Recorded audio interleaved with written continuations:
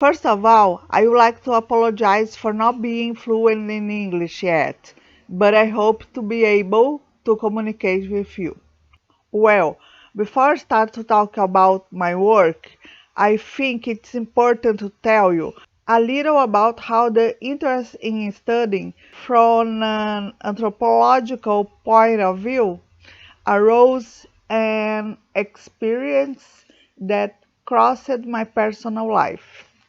In the 1980s, I lived punk scene in three Brazilian cities. My life took other directions, and returning to Curitiba in 2010, I wonder what happened to a certain segment of punk.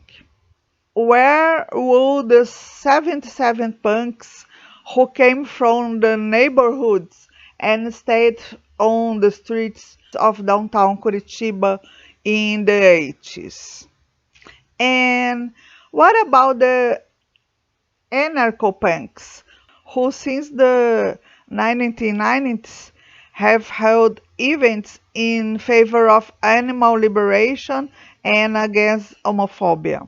And I bring here a part of it. Among many people who understand punk as something essential in their lives and incorporate its elements in aspects of everyday life, some recognize themselves and are recognized as punks.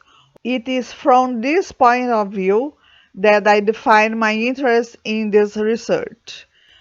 I intend, when discussing the questions of the research, to bring to light the ways of being and doing that constitute them, in their particularity and strong difference with the others, and in this way collaborate for a dialogue about margins and centrality in this dispute scenario.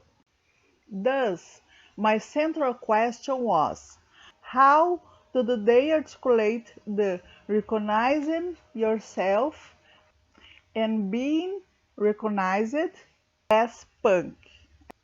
To think about, I divided the research into three articulate units: being, doing, and another one that links both. Fieldwork was carried out through participant observation and interviews. The gigs were an opportunity for contacts and conversations. I highlight three these gigs: the Finnish band Ratus in Curitiba, the one with the bands Descrença and Beethoven in Sapucaia do Sul, and the one in honor of Kaiser Tattoo in São Leopoldo.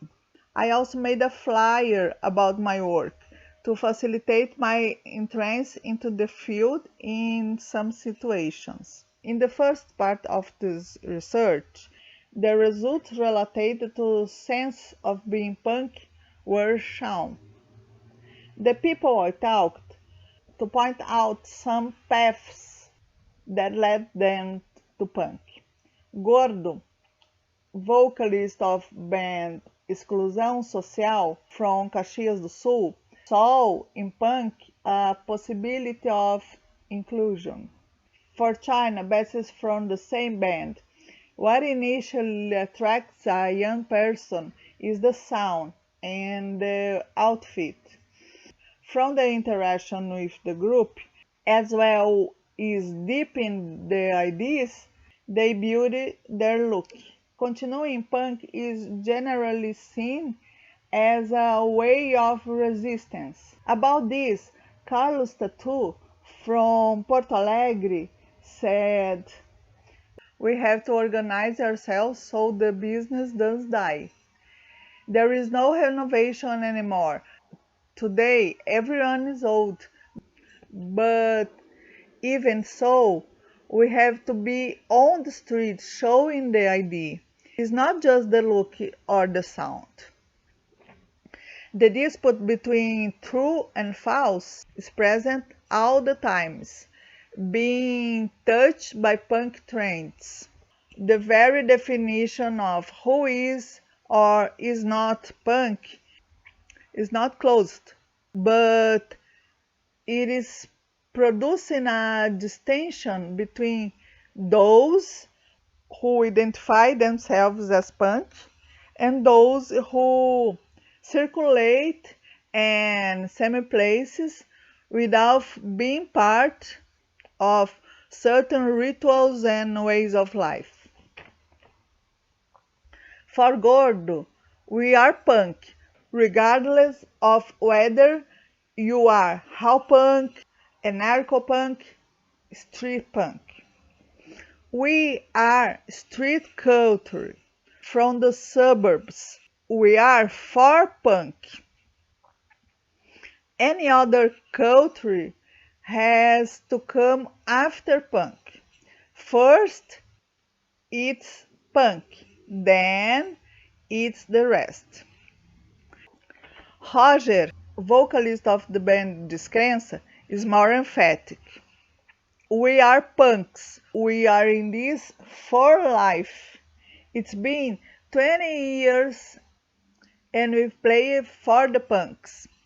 Have many bands call themselves punks, but we've never seen these people in the punk scene we are part of. As a backer in Outsiders, norms fluctuate according to the insertion and performance of the person in the group. Look can be used as a beacon and relate to behaviors in public appearances by those who do not experience the daily lives of these people. Then comes the figure of dirty punk, a kind of virtual identity that aggregates characteristics seen as negative. It is the one who does not contribute to maintenance of the punk culture, who does not join the gig because spends the money on drink, who has difficult to make a living from a job. It is seen as an enemy of punk culture. A person involved in the production of the gigs gives his opinion. Punks don't like all bands because some have members are a more stable life. They go to the gig and stand at the door asking to come in without paying. They say they want to change the world, but they just drink and don't help things move. And concludes, we call them dirty punks, but it's just the way of speaking, because we are always doing many things with them. This qualification of the dirt punk led me to Daniele Rui, anthropologist who, when studying scenarios of use and trade of crack in São Paulo, came across the figure of Noia, a degraded representation that results in a repulsive corporeality.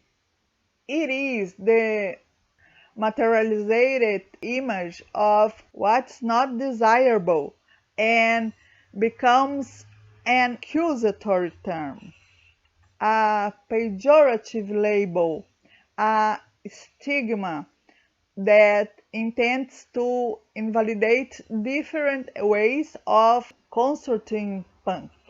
Julia Kristeva gives clues to understanding abjection less a practical matter, like lack of cleanliness, for example, and more as a disturbance of a fictionalized identity, system, and order.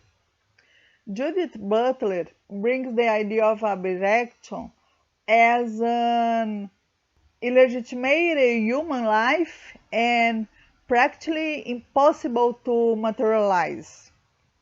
Although it is idealized, at the same time, this is an illustrative and concrete image.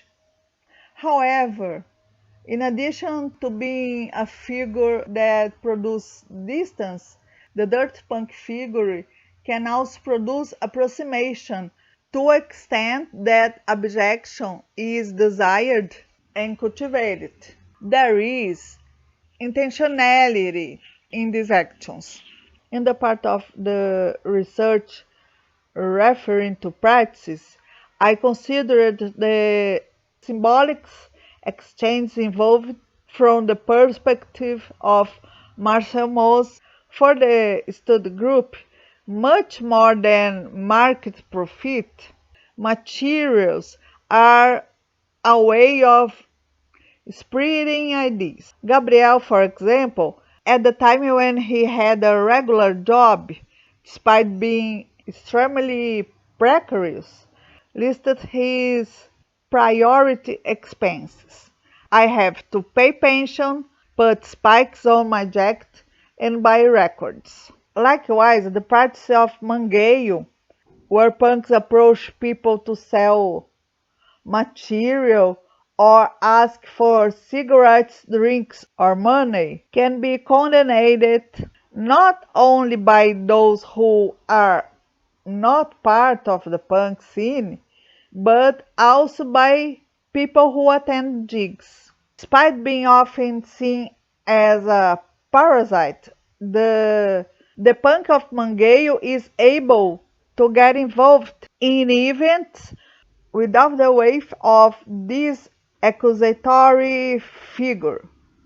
For example, many of the punks who make mangueio in Curitiba are frequenters of the free lunch distribution at Hare Krishna headquarters. In January 2020, mangueio punks were involved in production of gig Punks Against Hunger, with food collection that was donated to the Hare Krishna. In the third part, I present gigs as a total social fact, using Mu's understanding to look at the production and circulation of materials and events in punk culture. Is an almost ritual moment where all aspects meet. In the gig of Ratus in Curitiba, as in many others, there were improvised stalls with tables and chairs to sell material. Guitarist Parigot from the Curitiba grindcore band Repúdio and his partner Samira were selling vegan food, t-shirts, and CDs. Next to him was Jake, vocalist and guitarist of Ratus, who with his Finnish partner sold t-shirts to help with the trip made by Van. Samira and Parigot's space had a hard patch to get, and I asked its price. I urged him to accept a higher amount and got a falafel. Despite the fact that consumption, there is space for exchange and donation, leaving the commercial meaning in the background. Another important gig for the job was in Sapucaia do Sul. From Porto Alegre, I took the train connecting the metropolitan area to reach the site on the banks of the train line. On this way, I saw for the first time a performance by the bands Discrença and Beethoven. It was going to this gig that provided me with most of the reports presented here. After 5 months, I returned to Porto Alegre. As in the Sapucaia gig, I went by train to São Leopoldo, accompanied by PJ, Larissa, Cola, and Kaiser, the honoree of the event. Unlike the gig Descrença Beethoven, which had bands that brought different audience to the event, the bands that performed at this gig had greater unity. It was conceived as a Friends for Friends gig. Next to the ticket office, Larissa set up, together with her partner Juliana, a space for the sale of a vegan snack. To understand which path to take after fieldwork, I separate the data into two groups. The use of gender is among those not discussed in this work. The tendency of certain groups to appreciate one more punk tradition than others can also be expressed through the bands they are affiliated with, their aesthetic and ideological choices. Always permeated by oscillations, the most cultivated punk line can reveal the meanings to practice for each group or person. Traditions blend in the field, in everyday practice in different ways. From the conclusion of this research, I was admitted in this year to the master degree program in anthropology and archaeology at Federal University of Paraná.